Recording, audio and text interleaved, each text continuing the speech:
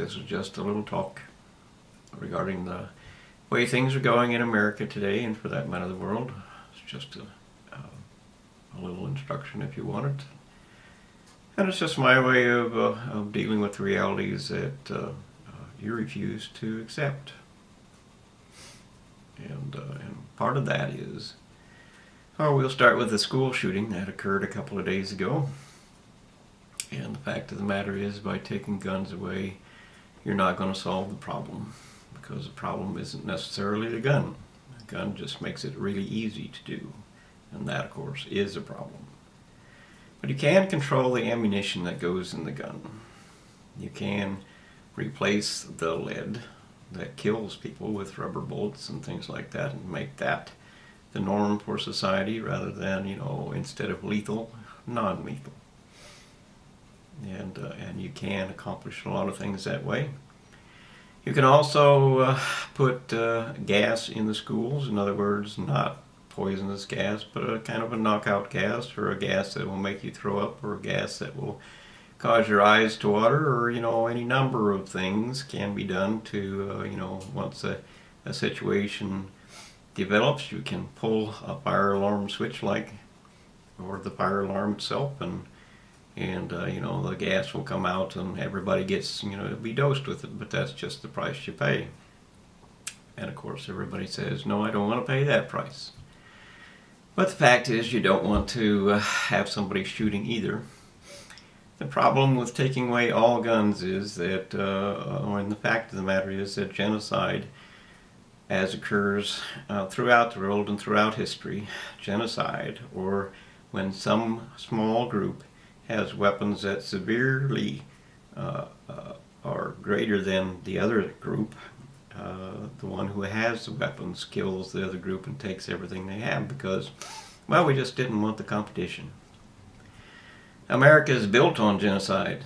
The American Indian was nearly massacred completely away because the Europeans had guns and the Indians did not. It is that simple. And the fact that you have a school shooting and all represents the truth that the weapon itself is what makes that so much easier to do. You can't get rid of genocide by taking away all the guns, because genocide is a fact of life in humanity. Genocide just simply means that one group decided they didn't want anything to do with the other group. So you can take away the guns, but that just means that one group will have guns and the rest of them will not. Guns are not an answer. They're just a fact of life. And they're certainly not going to save anybody's life. You cannot defend yourself with a gun, almost never, because a predator, and of course everybody that is a criminal and so on is a predator in one form or another, and a predator never says, hello, wait, look for me, I'm going to go attack you now. A predator is always going to attack you by surprise, and that means usually from the backside, so that you cannot see them coming, so you cannot defend yourself. And that means you can't get the gun out to defend yourself. And that means they're going to have the gun, your gun, instead. That's just how it is, and it rarely turns out otherwise. And the only time you can make a difference with a gun is, of course, if somebody is actually confronting you, and then you pick out your gun, and he picks out his gun, and then everybody starts shooting, and all kinds of chaos erupts, and people get hurt that shouldn't have gotten hurt. And it didn't turn out well. It didn't turn out well. That almost never does. The police are, scared to death of the weapons. That's why they shoot fast. Except for, their university professors that graduate them as police officers all say, shoot, shoot, shoot, shoot. Don't ask questions, shoot. And of course, that might keep you alive, or might keep the police officer alive, but it's like all wars. And war is about, You killed my family. You killed my friend. You mutilated my life. You took what I wanted. You took something. I don't want this. I hate this. And so I'm going to have revenge against you. So, the people that shoot too fast just make enemies. Enemies, of course, try to get revenge. So you're just multiplying the problem instead of solving the problem. You did not help yourself. You did not help your society. You didn't do anything right. And of course, that's what college teaches you, like it or not. The fact that our society is the way it is because of leadership and the education that we get and the propaganda that we see. And the education is the leader, and the university is controlled about everything. And they have built us a world that is collapsing into a terrible, terrible hell. It's coming. And just because you don't like that and you don't want that and you don't want to ever even think about that and you run away and you hide from that, it doesn't mean it isn't real and it doesn't mean it isn't coming. It is coming because that's the choice you made. And the fact of the matter is, I find that, if not disheartening, a level of impatience with you that is hard to describe. Regardless, we have an endless source of trouble, and one of those troubles is, just the list is so long, but one of those troubles is that humanity has been lying to itself, or more correctly, the university-led leadership, to avoid reality. And of course, all the people want them to avoid reality because they don't want to pay. The last 50 years has been, we'll pay later, but you never did. At least not as far as all forms of leadership and all forms of government goes, and that's because they expect you to die.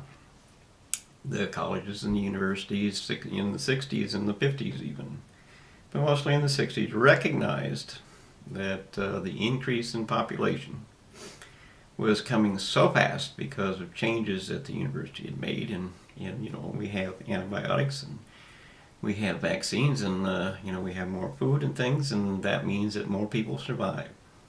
And they have been surviving so well that in the last 50 years or thereabouts, we have doubled the size of the human population on Earth from 4 billion to 8 billion, just about, more or less. And of course now we are consuming the entire planet, every resource and every tree and everything. And we are destroying the habitats of the life that is important to us because that's what we eat. If we can't keep the things that we need to eat alive, well, we can't be alive either. The list is long. The water supplies are all in jeopardy of complete collapse. You are destroying the entire tree growth of the earth itself. And with that, the ability for the earth, or the atmosphere on the earth, to rotate with the earth diminishes, and is going to get to the point where the atmosphere no longer turns with the surface of the earth, and that means that the wind is going to dramatically increase.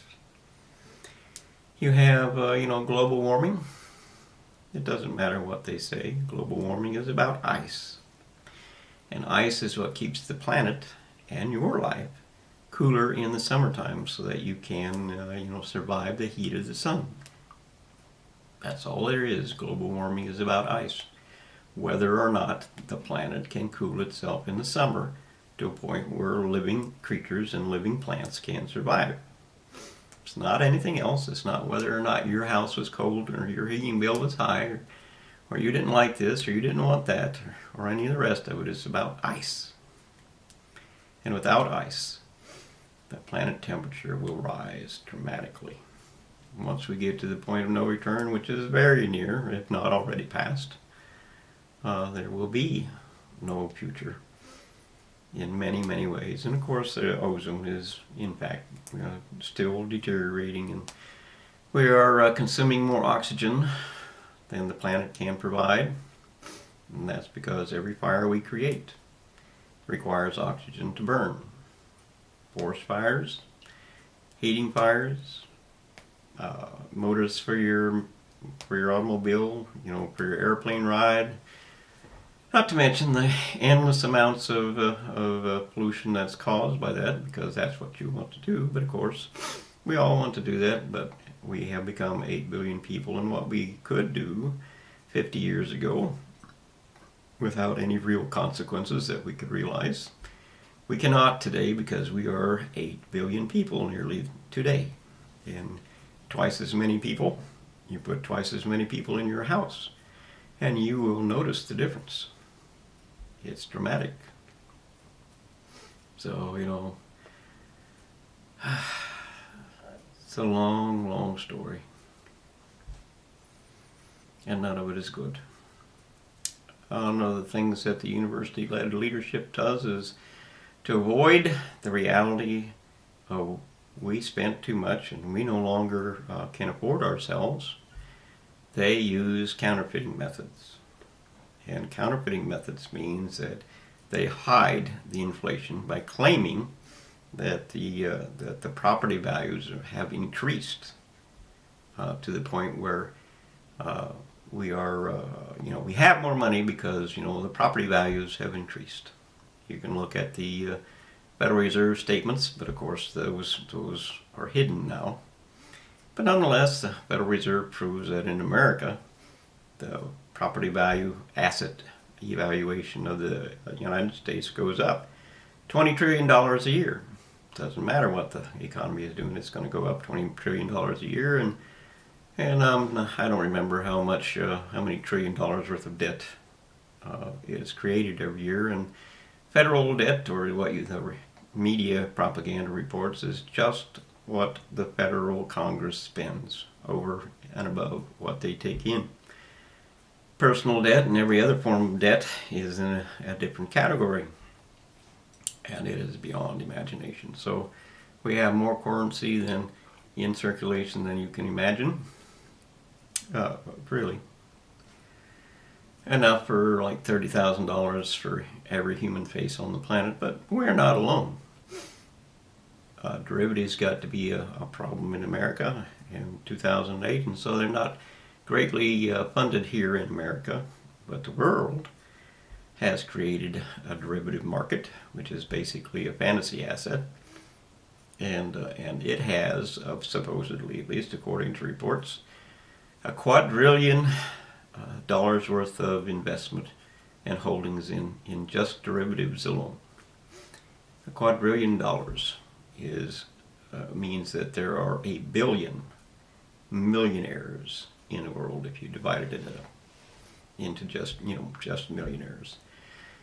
And if we were a billion millionaires and with 8 billion people, means that 1 in every 8 people, 1 in every 8 human faces, infants, old, prisoner, doesn't matter, 1 in every 8 human faces is a millionaire. If we just took that derivative market, that doesn't include the stock markets around the world, and it doesn't include government currency, and it doesn't include personal, corporate, or any other form of debt. All of that claim for money is what keeps us running. It literally is, that's what people want for their work. They want the money. They want to think that they're getting rich, so they demand the money. And the governments provide, and look the other way when, in derivative markets and so on, because that's what people want. They want money. And they want money because as things go bad, as the reality of life makes you afraid of what the future might be, people become more and more and more selfish and greedy. It's basically the same thing.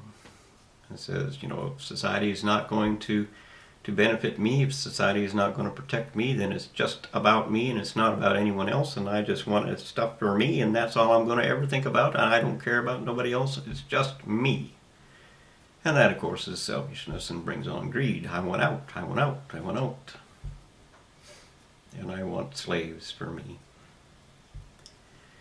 Nonetheless, I could go on for far too long, But the reality of the currency is that you know, by fantasizing and creating fantasy numbers, the elders get away with not paying for what they did do.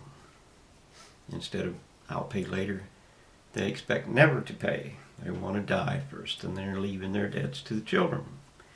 Because all those currency numbers are out there. In every dollar bill, or whatever currency you have, every one of those represents some form of resource or some form of labor that someone expects to get. If you hold a dollar, do you not expect it to buy something for you? Of course you do. So now we have, an unimaginable amount of numbers claiming currency value in the world, with 8 billion people to spend them. Or, some of those have money to spend. And the intent is that we have a tremendous labor market. So the price of labor is going to die. That's just how it is. Competition makes the price go down. And we have a limited, finite earth resource. That's just how that is. It's a reality. There's only so much of anything. You can't just keep on going down to the store, I'll get more, because there is no more. And when there is no more, of course, all you have left is war. Because that's what war was about. It says we destroyed our own little portion of the world. We made all the mistakes that we should not have made. We chose things that we should not have chose.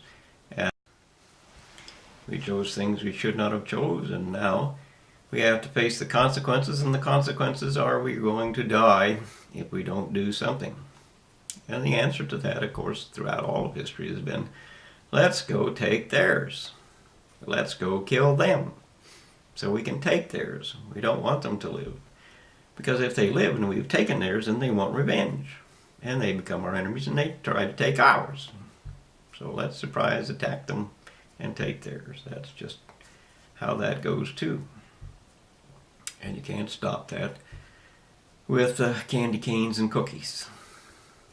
And you can't really stop it with guns either, because after the war is over, 20 years later, after that batch of soldiers is done in one form or another, there's a new batch of soldiers and people who are now after 20 years, they want more, they want more, they want more. So they do whatever they have to do to get more, and that of course ends up in a disaster for the environment and for the world and for the resources, and then they have war. And it repeats and it repeats and it repeats and it repeats, because that's what men do. History is not wrong, history is certain. That's what men do. Now we might be able to have women in control, and they might actually make some different choices. They won't make a lot of different choices, but they'll make some different choices, because women are different than men. That's just the facts. They are different than men. So, anyway, the only real consequence and the only real thing that matters is that we do have to make different choices. We have to make changes in our lives and our expectations and everything that we are or expect to have or expect to do.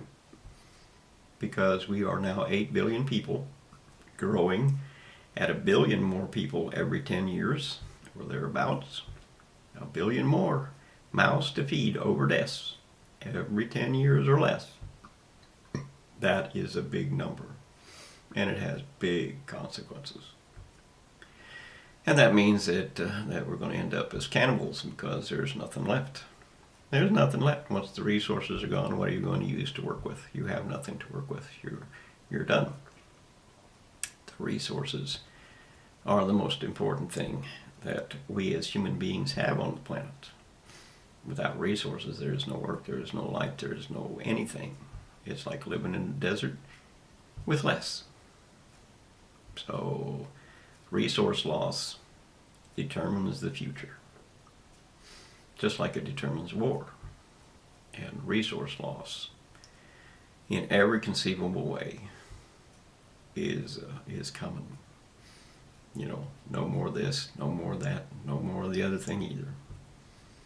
Consequences for every act that you made, every reaction that you made, everything you didn't do are coming. And of course, you can decide, and if you continue to decide that we don't care, or we won't deal with our reality, and we won't do anything about it, and we'll just hide and we'll run away and we'll pretend that this is just a fantasy we can walk away from, and it doesn't matter to me. You can continue that, but not for a whole lot longer. And that's because of the many things that humanity is doing, aside from mutilating nature itself, because nature is genetics, and if you mutilate genetics, then you mutilate nature, and nature is, of course, what gave us life in the first place, as far as body goes. So your universities are mutilating and destroying nature on purpose. That's what they do. That's what they want to do. That's what they do.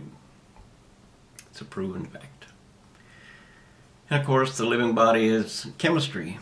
And the more chemicals you put into the environment, the more of the living chemistry that gives life to life is lost or destroyed in one form or another. That's what they do too. Water losses and endless amounts of problems are coming. Ocean life is nearly dead, believe it or not, because trawlers go out there and they completely destroy, completely empty the ocean of a bait fish in one portion of the ocean, and then everything that depended upon that dies. And of course, unless there's enough fish to regenerate themselves, they took the next generation with them. Just once. They wanted everything because they want to go back home and they want to have a lot of money, so they took it all, and that's what they do. And so, not a care in the world about the future, but the future dies with them. And of course, all the trash in the ocean, and just everything that humanity does is everything that humanity does. And unfortunately, while we got away with it at 4 billion people, we do not get away with it at 8 billion people. And then there are the people who are creating machines to ignite a nuclear fire, just like on the sun here on Earth. That nuclear fire, as is plainly visible on the sun, it is a fire, it is burning, it is a nuclear fire, or it could not survive this amount of time. Nuclear fire means it is burning the bond that holds an atom together, and that bond and that atom, once ignited here on Earth, is a fire we cannot put out. Your scientists say that the flames on the sun are 1 million miles long. We can't put out forest fires. We can't approach a nuclear fire. And a nuclear fire is not an atomic bomb. It is a fire, an actual fire. It's just has different fuel, and since atoms are its fuel, there's no putting it out by taking away the source of the fuel, because everything is fuel, including the oceans. Everything is fuel. You have to decide what you want to do. Gamble the entire planet or not. That's every life on it, forever. So we have to stop them. They've already spent $1 trillion. There's already other machines that are running trying to ignite a nuclear fire. They pretend that it's not a nuclear fire, but every piece of evidence that reality presents is a nuclear fire. That's what it is. That's why the fire has lasted so long. That's where our heat comes from. It burns your skin from 91 million miles away in summer. There's no stopping and doing it over. Ignition means we all either live or die. And your scientists say, when asked, what happens if it doesn't put itself out? They say, not to worry. There's not enough gravity here on Earth to keep the fire on the planet, so that it will just escape into space. They're gambling the entire Earth, every life on it, every future life on it, everything on the idea that this fire will just put itself out. And again, wrong means that the entire planet is dead. You're going to be incinerated. Not to mention the fire will eject the atmosphere of the planet. And of course, the reality is that that you're extra special, smart, can't be as smart as the university people say, well, we have to do it. We have to take the chance. That's what they say. And that's because they know that the amount of heat that people are, the amount of population that rises means that we can't keep going as we are. Something has to change. And the last thing they want to do is admit that they are wrong. It should have never been done in the first place, and that we have to actually commit to the idea that we're all going to have less. That's just the facts. A billion population rise in 10 years means that 100 million people are added to the birth, to our experience every year. Which means that this year 100 million drivers or more drivers, for instance, arrived. And next year 100 million more people who want to drive an automobile or whatever are going to arrive too. And they all want houses, and they all want furnaces, and they all want everything. Everything. They all want everything. Just like you. We have to accept the fact that our decision as a planet, as a humanity, to increase our population as we have done, has consequences. If you don't accept the consequences as a reality of your future, you're going to die. And the world is going to die too. You can, just let the nuclear fire erupt. Don't stop them, and it will erupt, and that will be the end of that. We'll all be dead in short order. Or you can keep on going, stop them and keep on going as you are, and then the overpopulation will destroy the food supply and the water supply and everything else, and there will be an immense human war across the planet, and there will be no end to it. Weapons of mass destruction will occur, and they won't be stopped, and the end result of who we are and what we have done as a humanity on Earth is horrendous. It doesn't matter if you believe that or not. Truth will prove it true. You can't lie about some things, and this is one of those things that you can't lie about.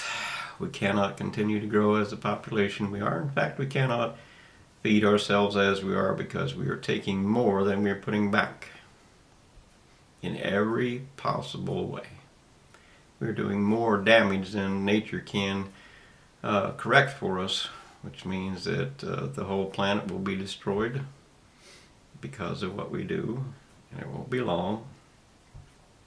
Everything depends upon a different way and different solutions, and restricting ourselves to a reality that we can live within. You can argue, you can complain, you can say, I don't want. You can cry, or you can hide, or you can run away, but reality will get you. You can't avoid a reality this serious. You either face your truth, or you die from it. Those are the two options that you have. You face your truth, or you die from it. And our truth is, unless humanity, all of us, are willing to change and accept the price of what we have done means change, we're not going to survive as a world. And that does include you. And that means you are involved whether you want to be or not. The choices are to change and make law. We the people need to make our own laws, 100 or so we know what they are and we can defend them ourselves. That's required. We have to stop using so many resources. That's required. We have to protect the resources we have. That's required. We have to fix the ocean. And the forests and everything that's been so badly damaged. Ourselves, we have to do that because we need it. So it keeps us alive. We are 8 billion people more or less now. And when 8 billion people or thereabouts decide that our few thousand leaders have to do what we tell them to do, who do you think will actually win? 8 billion people or a few thousand? Really, we are the power ourselves. We are 8 billion people. We are. We are the armies. We are the police. We are everything. We are what we are. And what we are is what we choose to be. And that means you have a choice. But you can't do it yourself. And you can't go through a courtroom, as I have done, because they will not accept the price of life is change. And their job, of course, as a judge and what have you, is to keep the status quo. That's what their job is. That's what they're paid to do. Just keep the rulers in power and don't let nothing be changed. That's their job. That's what they do. And they take it seriously, whether it's a bad thing or a rebellious thing or treason or whatever. It doesn't matter, because that's probably what you would do too. It's all about me. It's not about us. Which, of course, is no longer adequate for our future. We have to think in terms of us, not just me. So I give you those things to consider if you actually pay attention to this little bitty film. It's not a game, and it's not a benefit to me, and it's not trying to make you do something you don't want to do. This is our reality talking to you. In terms of the evidence, I can prove anything that you suggest I have suggested or you think might be wrong. I can prove it with simple investigation. It's not hard. And whether, we can talk about, well, there's not quite 8 billion here or whatever, it doesn't make any difference. Numbers are irrelevant. Just like your money. The numbers have made the money irrelevant. It's no longer a choice of, going to lose this or going to lose that. You've already lost it. You just don't know it. And if you don't take control of it before an economic collapse is complete, which means that if you get any form of economic collapse in one spot, it will cover the whole world. And more will break out in short order because everybody's upset. You stole my money. You cheated me. This was treason, traitors, and so on. You have to start now. Because once everything is out of control, you have no further options. It's like all wars. If you can solve the problem before you go to war, then the war is avoided and reality remains fairly constant. If you go to war, you can take a look at Syria or Iraq or the Ukraine or wherever you want to go, and it's all bad. And we don't have the resources as a planet to build anything back. Doesn't matter what you do, we don't have the resources to do it over. We must stop now with peace. And we cannot do that without law. And we cannot let others make our laws because they always make them for themselves. And somebody always bribes them to make them for them. And they do, because bribes make the difference. The current Trump bribe is, $1.5 trillion for infrastructure expenditures. Well, that's $15,000 for each and every one of 100 million people. That's a big bribe. But what it is stealing from the future, because it's not being paid. It's just currency being made. Just numbers inflating. So numbers are a big, big liar. because there's no possibility that we can, actually cash those numbers in. You can have as many numbers as you want in the bank. Doesn't make any difference. Add $1 trillion to your own bank account. Doesn't make any difference. You can play and pretend, I have $1 trillion in the bank. Doesn't matter until you want to spend it. Then it matters. So when all those numbers start being spent, and of course, as the population rises, more and more numbers are spent, and that means more and more resources are taken, and that means the future is dead. On and on and on and on it goes until it stops. And if you don't do it soon, it stops. There was a prophecy in the Bible, it's Daniel 12. So it starts with the great abomination. The great abomination is trying to ignite a nuclear fire here, because not only does it destroy the planet and every life and every future life on it, it actually changes the solar system once that fire is ignited, because it adds another sun to the solar system. There is no greater abomination than that. There is none. Therefore, it must be the starting date. And the countdown of days from that point ends up, as I counted it anyway, on July 9th, 2019. Hell begins, and actually the world is then extinct. Life on planet Earth is intended to be extinct by those that count biblical prophecy. But I think it's March of some 2021, I think it is, or April 1st, something like that. Again, the numbers don't matter. The fact that that time is in fact running out. If you believe the Bible, okay. If you don't, okay. Doesn't make any difference, because reality is reality. And, all of the evidence of threat against us is that reality is going to come true. You have to make a decision if you want to live. You have to change if you want to keep this earth alive. You have to respect everything, except, of course, your own wants. Those are lies. You can't have it all. There are realities of weapons of mass destruction that we must deal with.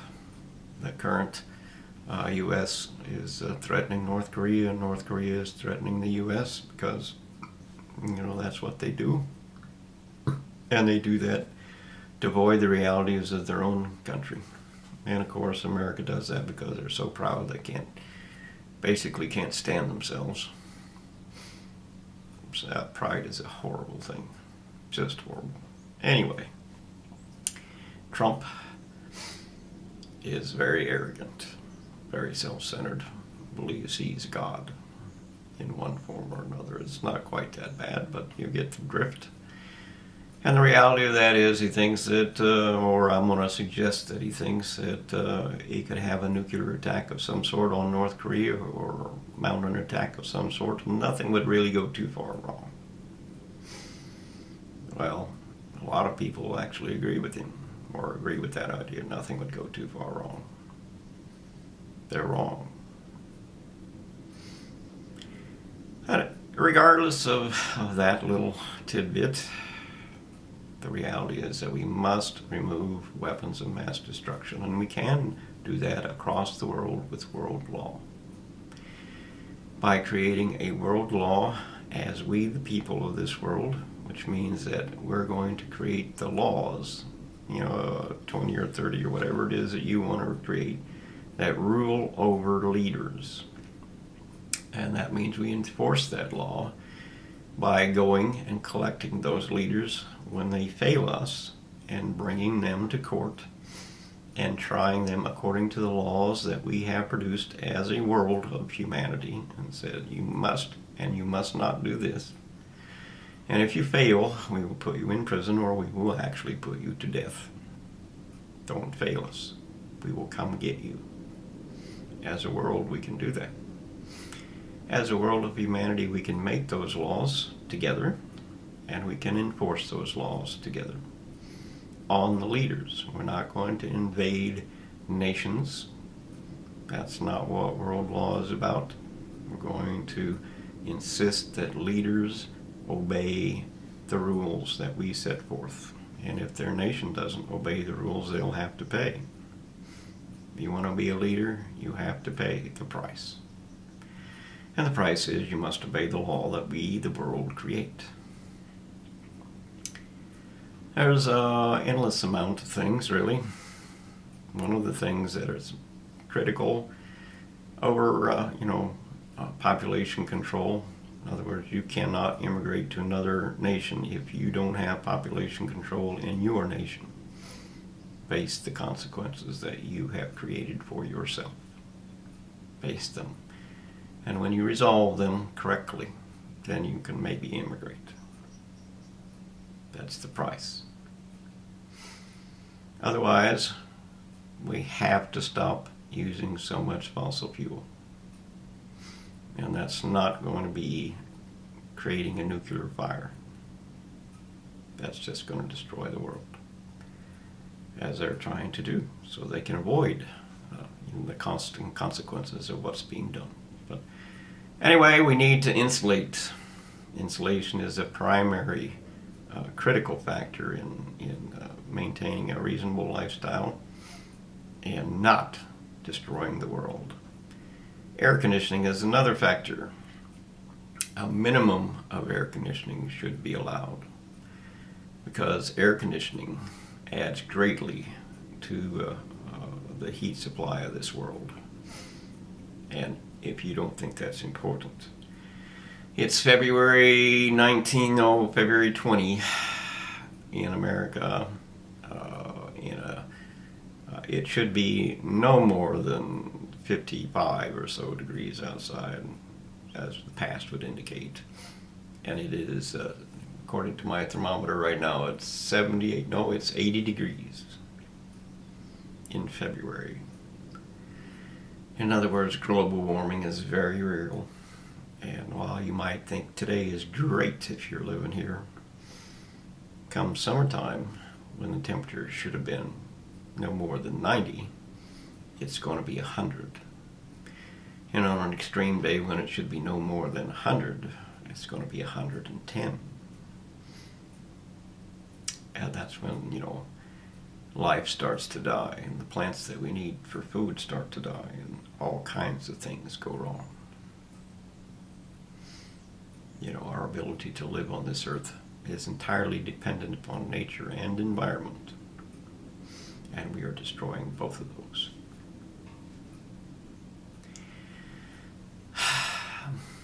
Well, anyway, we can enforce the laws that we want to create. We don't need the libraries full of rules and laws that people have made for us. We need laws that we make for ourselves so that we know what they are and we can defend them for ourselves. That's absolutely critical. He who makes the rule, rules the nation. So if you make the rule, or if we make the rule as a society, then we rule the nation. That's what real democracy is. The courts have refused that, as is constant across the world and throughout history. Those in leadership don't want, anybody messing with their rules and their superiority and their lives and their pride and so on. That's not democracy. Democracy allows us redress of grievances. That means that, or the Constitution requires a leader to swear that he will obey the Constitution. This is in America. So if he doesn't obey the Constitution, there is a response to that. And that constitutional response, that legal guarantee, is that we can have redress of grievances in the First Amendment. And that means that we can we can call for our president or our elected official, to the one who swore an oath to us. We can take them to court, and by court evidence we can try them to see if they did in fact obey their sworn oath to do as the Constitution said they would do. In my lifetime, the population has risen or all but doubled worldwide. That's lots and lots of people.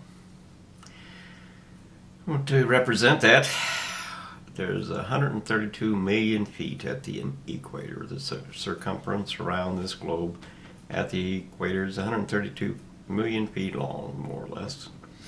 That's what 25,000 miles is. 7 billion people at 3 feet apart equal 21 billion feet of length, or it's 7 billion meters. That equals 159 circles around the equator of humanity, 3 feet apart. In other words, you're touching each other, standing up. 8 billion people, which is just another decade of time, at 3 feet apart is 181.8 circles around the earth of continuous people, standing on the water, and the whole thing, just one continuous line. As if we could stand on the water, we would circle the earth 181 times, more or less. So the idea that this isn't a problem should not occur to you. It is a problem. So anyway, let's just go with 8 billion people, because we will be there soon if we're not there today. 8 billion people at a gallon of water a day need 8 billion gallons a day, and that equals 2.92 trillion gallons per year per person. Well, as a world, we need at a pound a day per person. We need 2.92 trillion pounds of food to get through a year. You should think about that. 100 million people, more or less, is what we grow as humanity on Earth each year. 100 million more people than deaths come to this Earth needing something to eat and something to drink every year, needing space. That's 36.5 billion pounds, or billion gallons, or 36.5 billion pounds of food additionally that we need each and every year. Your toxic waste in America, and we're not the only ones, is about, your solid waste is about 5 pounds per person per day. And that means that the industrial solid waste production is 16 times higher, or for that your 5 pounds represents 90 pounds worth of industrial solid waste for you per day, each and every day of the year. There are man-made chemicals in the last 20 years have there are suggestions that it's raised, I think it's 40,000 times more than it was 20 years ago, something like that. It's just, that many more people want that much more, and there you are. So this is just a tiny little bit of data, but it is inescapable realities, and you can't hide from it. Even if you think you're going to go off into the mountains somewhere and have 10 years of food or whatever, you're not going to escape. Nobody is. These are realities that we cannot escape. We have to make a decision that respects the fact we are now too many people. You can have another child, but that child doesn't have a future. And everybody says, and for the last 40 years that I have been saying, stop. For the last 40 plus years. The 3 main excuses are, don't bother me, I'm doing great, I want more, leave me alone. Next one is, there's nothing I can do about it, so leave me alone. I ain't going to do nothing about it. I'm just me, and there's nothing I can do about it, and I don't want to do it. And the third one is, God won't never let nothing happen to this world. I don't have to worry about it because He's in charge, and God won't let nothing happen to this world. That's how it is, and that's how it's going to be, and there's nothing that I need to do. So let's look at that. It's true, you made money. Well, you made numbers. But the currency generation to get those numbers is, be off the charts. They don't exist in reality. You can't get resources. You can't, there's no resources to do it. It doesn't exist. As far as there's nothing you can do personally, I have done what I could personally, and primarily that included a walk through the courts. And the courts are here just to keep the status quo, so they don't matter as far as individuality goes. So you're right. You actually have to band together. You actually have to, accept the fact that we need to do this together, and you actually have to do together what needs to be done, or nothing gets done. And as far as God not gonna let this happen, well, He lets murder happen. Well, He doesn't let murder happen. This is our freedom as humanity. We get to choose what we are and what we do and what we say and what we think and so on. And that's so. That's so. As far as the earth can't be destroyed. Noah's flood was real, and it's clearly proven in the history of this earth, because fossil fuels are here. We know they exist. We burn them tremendously.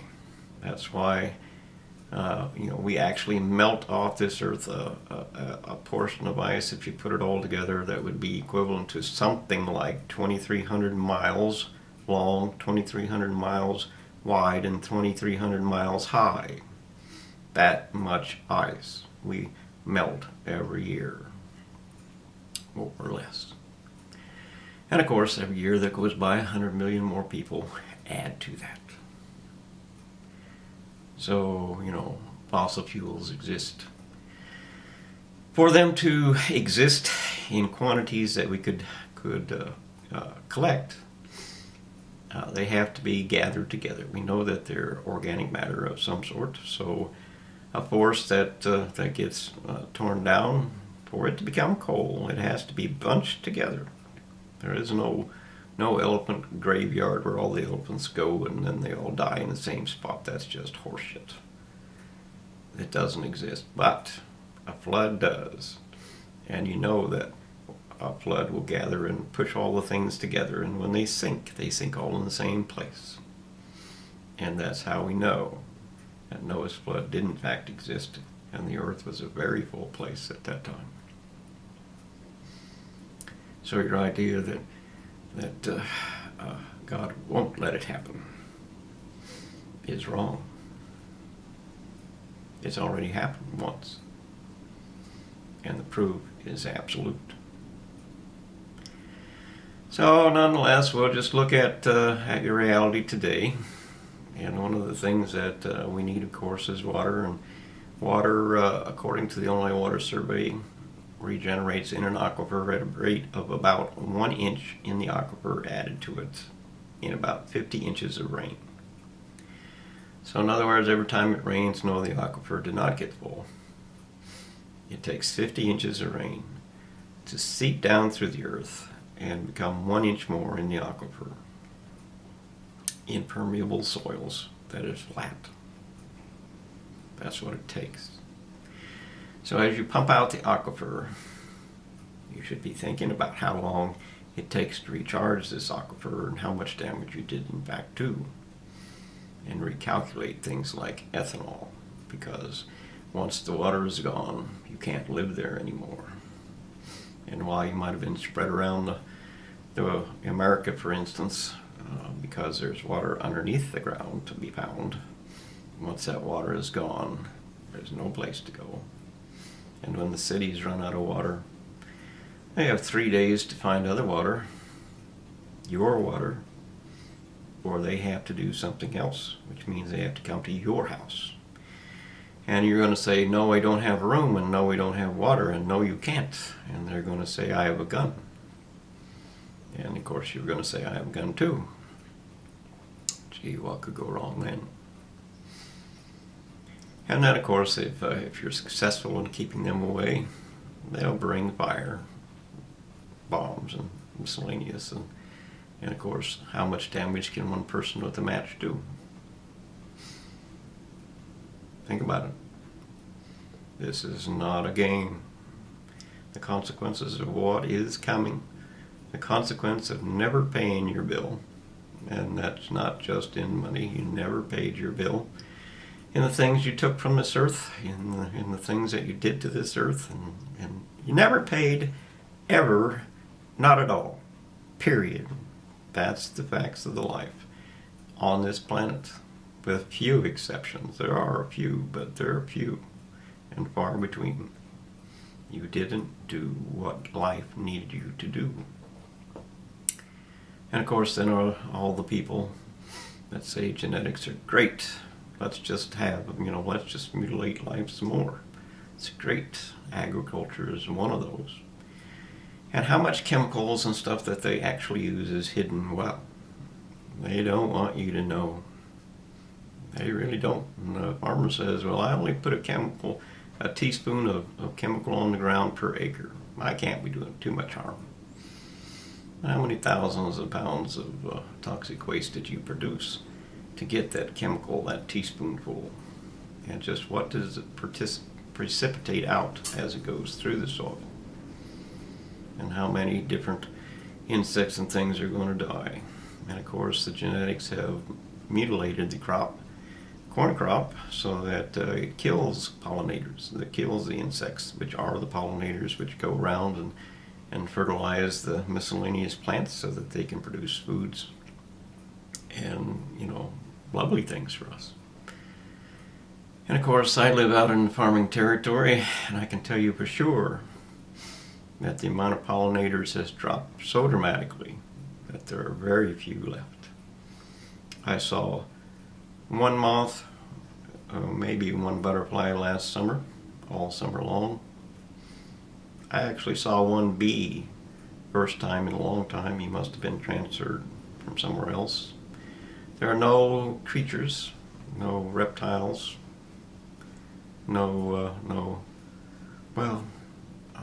everything has disappeared. We have some coyotes because they eat pets. Everything has disappeared, and we are going to have a silent spring. Not a book, not a hope, not a wish, not a thing. We're going to have a silent spring. Take away the insects, and the birds have nothing to eat. Haven't got much. After all, the insects create the fruit and berries on the trees that they eat otherwise. And so on and so on and so on.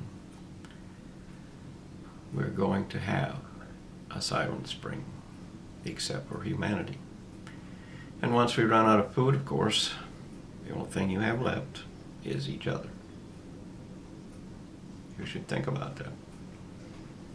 And you can buy a gun. Sure you can. You better buy 1 billion rounds of ammunition. Because we're growing at 100 million more mouths to feed than deaths each year. Think about how many people you have to shoot. It really comes down to so many things. Women are responsible for birth control. That's because men cannot produce any child. We contribute to 5 seconds or 5 minutes or 5 hours if you like. I don't care how long you want to think you're macho man or whatever. It doesn't matter. But you can't make a baby. So anyway, we have to deal with it. Population control is an absolute necessity. And we have to deal with weapons of mass destruction, such as the current issue with America and North Korea. I have a website, www.justtalking2.info, that has 2 U.S. Supreme Court cases on it, 08-1339 and 11- I forget. Anyway, it's there. You can click on them. Those are about redress of grievances, and they were docketed cases in the U.S. Supreme Court. And that means that a judge has to deal with them. It can't be just simply thrown out without a judge signature, and the secretary of the court threw them out, which is completely illegal because they didn't want to deal with them. They did not want democracy to rule, and they did not want to deal with problems and the realities that needed to be dealt with, so they threw them out. But that is in fact a traitorous act by the U.S. Supreme Court. Go ahead and look. Learn what redress of grievances is. Anyway, the government is the Constitution. And it in fact includes the Declaration of Independence and what is called the Virginia Bill of Rights, which is the initiating documents that created this particular nation called the United States. Those three documents represent and in fact declare what this government, this country, this nation is and is about, what we guarantee to each other and what we defend against. We're supposed to do. So that is the government. Those are the laws or the basic realities, the foundations of what we agree to as a nation in support of ourselves. Our employees, doesn't matter where they are, our employees do not represent a government. They are not the government. They are the employees of our government. Do you hear the difference? They are the employees of our government. They are not the government. And there's a very big difference there. And you need to recognize that, so that we can in fact move forward, if possible. There is an enormous amount of inequality in money and in the power that people have. We can stop that ourselves without any war by simply deciding to use limited capitalism as our method. Limited capitalism means that we, the people of a particular nation, can decide for ourselves what the limits of income, the yearly limits of income shall be, both minimum and maximum income, by our own vote. And you have to do that every 10 years or so, that vote, or otherwise they'll get you. But anyway, we can decide how much you can, as a person, in an individual, how much you can make. But it's just, it doesn't matter what the numbers are, you can choose for yourself. But when someone hits that number, whether they collect, if you want it to be $1 million, or if you want it to be $100,000, whatever it is you want it to be by vote, you can enforce that. And if they make it in a single day, all right, you have your yearly income, but you cannot have any more for another year. And we can set the minimum wage as well. If you work 40 hours a week, or if you work 30 hours a week, or whatever it is that we set up as fair, this is the minimum wage that you get for those hours. Everybody has to comply. And we can also control how much possessions that any individual can have. We can limit corporations to one single spot on Earth, just one. No, you can't, go across to another state. No, you can't go to another nation. You can have one location, one. And that is entirely democratic. You can read the identity of what the Constitution actually says, and it doesn't say you can have as much as you want. It says that we, the people, will decide for ourselves what is in our own best interest as a nation or as a world. We can do that. It is entirely legal and is guaranteed to us. And of course, those who are powerful don't want you to do that. And they don't want you to know, and media is just another propaganda arm of the rich. All of the media that you see, do they give you news? No, they don't. They entertain you. They keep the news away from you. News is about what is important, what's coming that's going to change your life or change your world or change your nation or cause you consequences. It's not about the crap that they show. And of course, people want that because they don't want to deal with their problems. They don't want to deal with the reality of what we have to do, because they just want what they want, and that's all that they want, and they don't want anything else. I've heard that more than I care to know. But it's not going to work anymore. It's not going to work anymore. You have not paid your bill for the damage that you did to the earth. You have not paid your bill for the choices that you have made. You have not paid your bill in any conceivable way for decades. And the cost of not paying your bill is now things are bad. Now things are going to get much worse in a big hurry. And everybody says, oh hell no, we're doing great. But it's like a hurricane. You can see it coming if you take a look. Especially if you take a look by satellite. You can see a hurricane coming.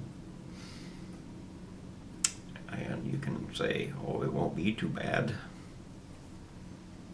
But then you don't really know, do you? Unless you take an actual look at the reality that is coming. And when it's on your doorstep and you can't turn away, well, if you did nothing to prepare, you're going to regret that. When you consider the power of forces that you are releasing, or that the university is releasing, there are enormous consequences to everything. Not only did they release the power of multiplying currency without any reality base to it, not only did they corrupt the courts because they believe they know how to do things better, as, you know, every pride and every power group does. They want full control with no responsibility. They are right, and that's the only thing there is. Just accept them. The righteous do that too, with any form of religion. We are right, you are wrong, there is no in between. Do it our way, and so on. That's ultimately irrelevant in terms of life on earth. Well, it's not so irrelevant because the consequence of human war at this point in time will be weapons of mass destruction released. It's not going to be anything else. It will be weapons of mass destruction released. We can say that for certain because there are so many people. Kill 1 billion people. Think about it. Kill 1 billion people. And within 10 years, that same 1 billion people will be right back. Those numbers will return in 10 years. 1 billion people. The consequences of what we have done are grim. Nonetheless, the consequences of what the university has led us to do are even worse.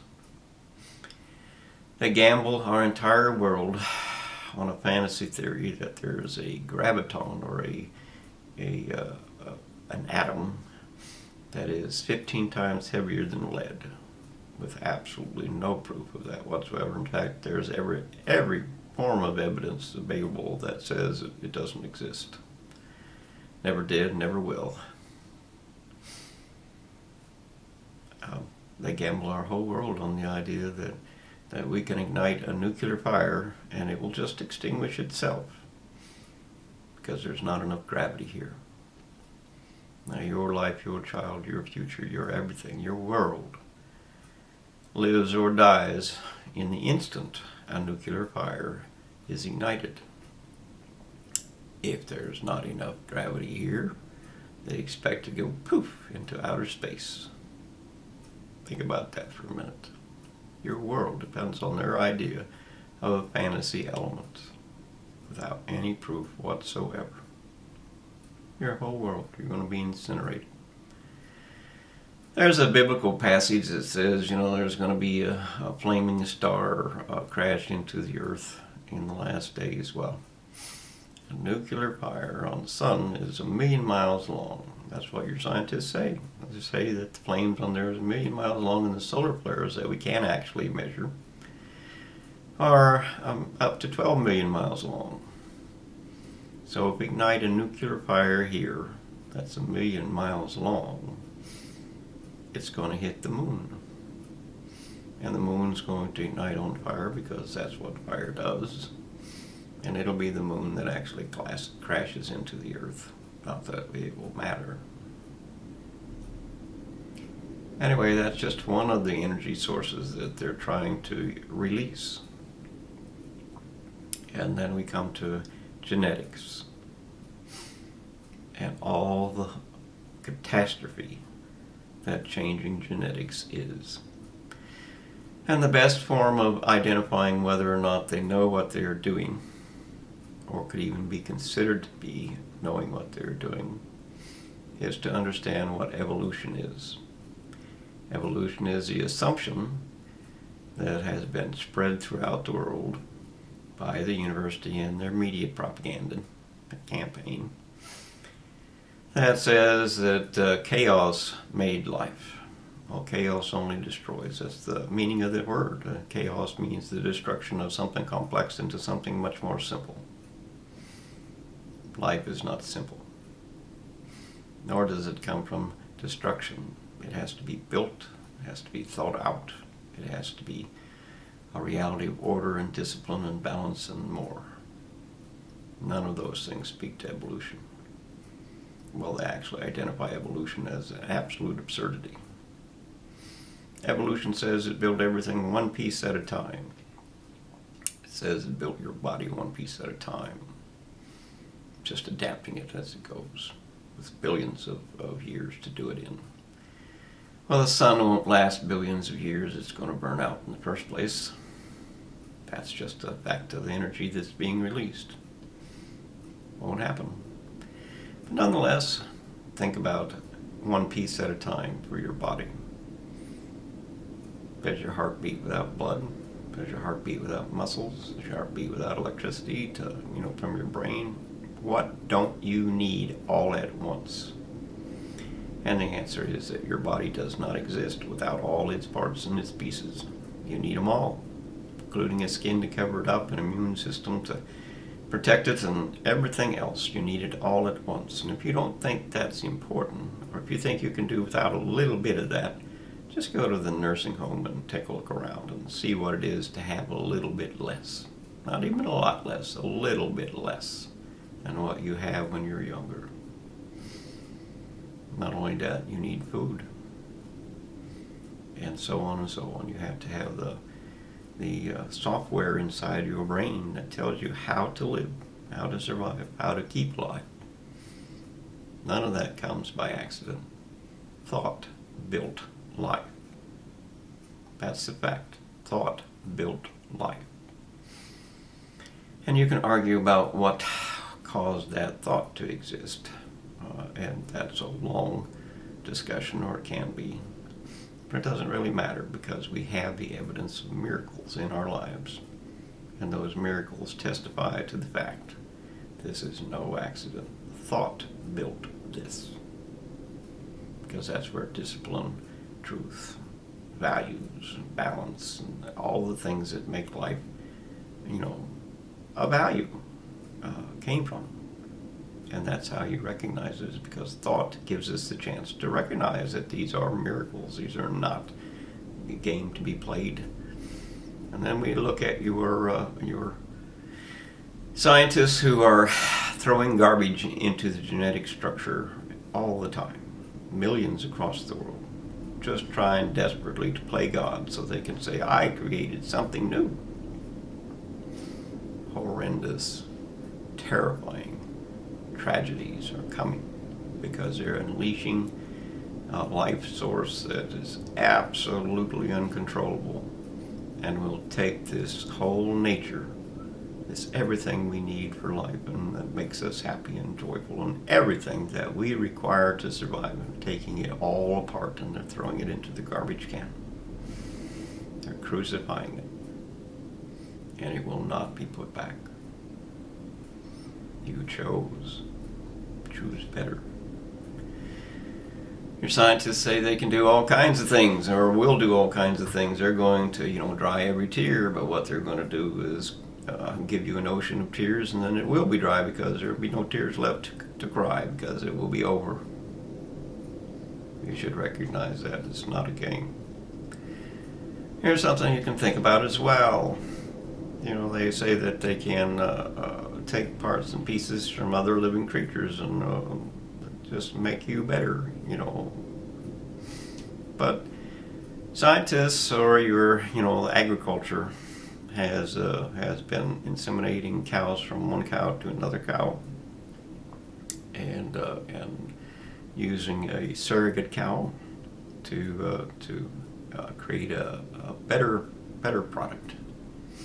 Well, according to the cattlemen, that first calf that comes out of that cow has the same characteristics as what they expect. But birth from that calf has many of the same characteristics as the surrogate cow has. So, if you think about that, they're putting, they're building weapons of biological destruction all around us. They literally are, and they're using your money, and they're using your decision to help them.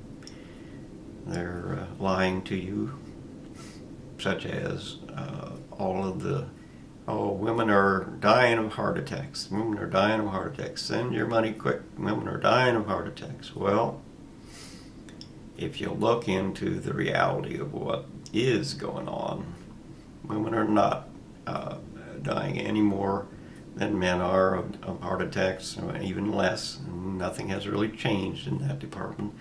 And the reality of it is a change from old age made you die to something made you die. And of course, when they don't know what made you die, they just say it was a heart attack. So all of the old people who die of a heart attack, and now we're using those statistics to say women are dying of heart attacks. Well, somebody has to die, or there's no place for the young to survive.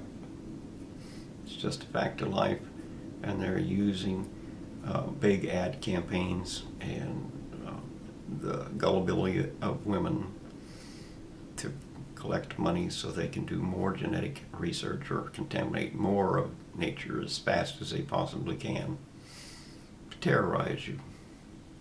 It will be a terror. It's a guarantee.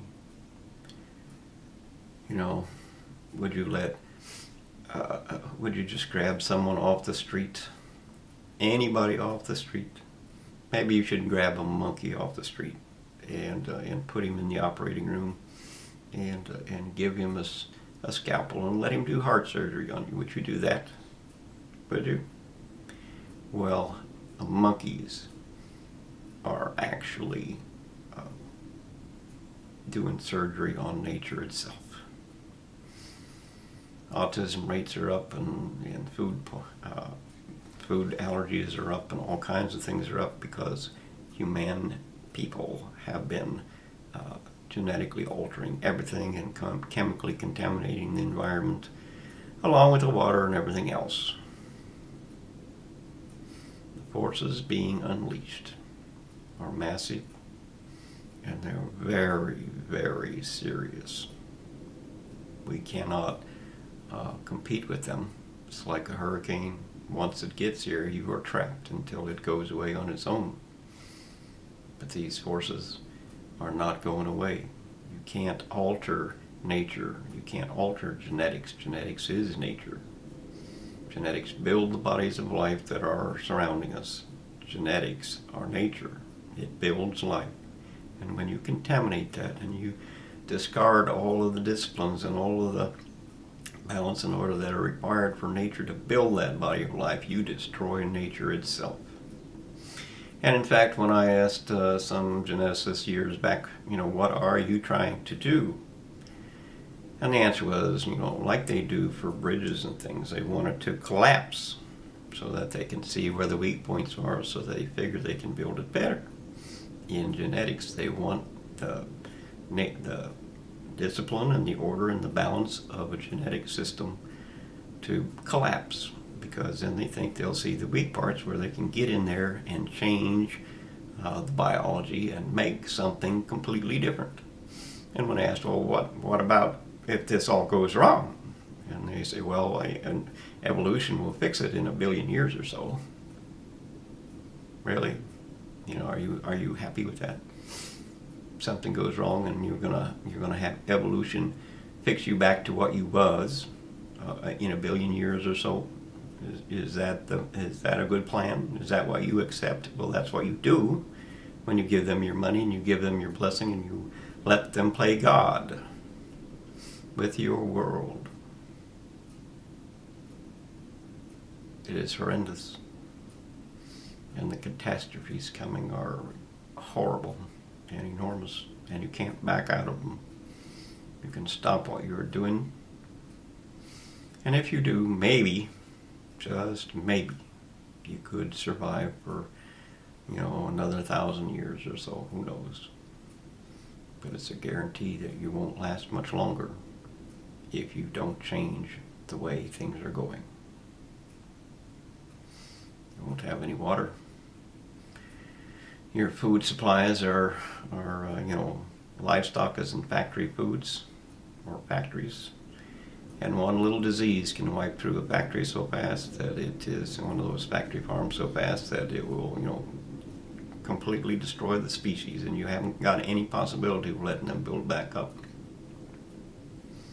It's just one little disease. And your plants, of course, are being all mutilated because, people know better. Well, people don't. And they're not letting nature itself or the genetics decide what can and cannot be. And that is an enormous problem that you're going to get killed from. They will kill you. You can scoff at the idea that your university gods, those people who you claim were so smart, are actually killing you instead. You can scoff at the idea that a fire, a nuclear fire, something that burns atoms for fuel, could actually touch the moon with fire and bring that back here as an ignition of the moon. You can scoff at that, but you can't actually scoff at the sun itself. And they say that the flames on the sun are 1 million miles long. And they say that the solar flame is 12 million miles long, or a solar flare. And that's easily within the range of the Earth to the moon. The moon's only 250,000 miles away. Same fire, same result. You can scoff at the idea that evolution must be right, or I say it's absolutely stupid and wrong. But you certainly can't prove it, not in any form nor fashion. You really can't. It's just a religious theory, as irrelevant and as useless as any witch doctor chanting some kind of slogan. Try thinking for yourself. You better, because your universities have let you down and failed your life. You need to understand, in real terms, that allowing the university to alter genetic life is gambling with everything nature is. It's not a case of, they're going to play God and they're going to give us everything we want. The reality is that your hands, how they work, your body, how it works, your mind, how it works, your eyes, your everything, including the length of your arms, the fact that they are, the same opposites on each side, your ability to run or walk or do anything, talk, touch, feel, your ability to do anything, your opportunity to have anything that is nature is all on the line. Everything is being gambled with. And if you don't understand that, you will understand that when the body is mutilated. And it cannot be put back. AIDS, I'm sure, is a man-made problem. An acquired immune syndrome. The fact that it spread across the world rapidly is a man-caused problem. They allowed it to happen rather than stopped it. You can't just, take it back. Just like you can't say, I want to do that over when a nuclear fire ignites. It burns atoms. Regardless of what they've told you, look at the sun. The energy released from that, the only possible physical cause we know of, is a nuclear fire on the sun. You can't take it back once they ignite it. You can only be wrong. And that's at the cost of an entire world, including your life, your hopes, your complete and everything forever. There is a sacred trust between life and life, and we are, in fact, as humanity, allowing the genetics to be altered by the universities, destroying that symbol, sacred trust. You are changing the world by trying to play God. You are allowing the university to play God. And you are going to reap the rewards for that. And the reward is they didn't know what they were doing. They don't know what they're doing. Or if they do, then they're just plain Satan, because the destruction of nature, environment, and everything else so that we cannot possibly survive, even destroying the planet itself and altering the solar system by creating another sun, is clear evidence of this is wrong. I'm going to leave you with one final thought to your fate. The university says that every BTU heat that the sun generates, take a look up in the sky, that sun, every BTU, they say, is a result of combining two hydrogen atoms into a helium atom. So if there is so much helium being produced, where is the helium? They don't find it. They find a little hydrogen coming off the sun. And they tell you it's two hydrogen atoms. They call it fusion, and fusion is supposed to be two hydrogen atoms pressurized and with extreme temperatures combining into a helium atom, which means they're making helium. And in that description, it sounds like it's controllable.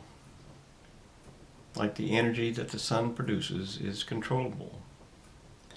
But if there is no helium, then you can't take away the hydrogen, which means you cannot take away the fuel that creates the energy.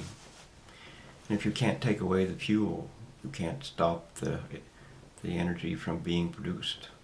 Or more correctly, you can't put out the fire. There is nothing the universities have told you about the sun other than the fact that it has million-mile-long flames and 12-million-mile-long solar flares. That's true. It's all made-up fantasy. And they bet our world on it. Your world on it. And your children as well.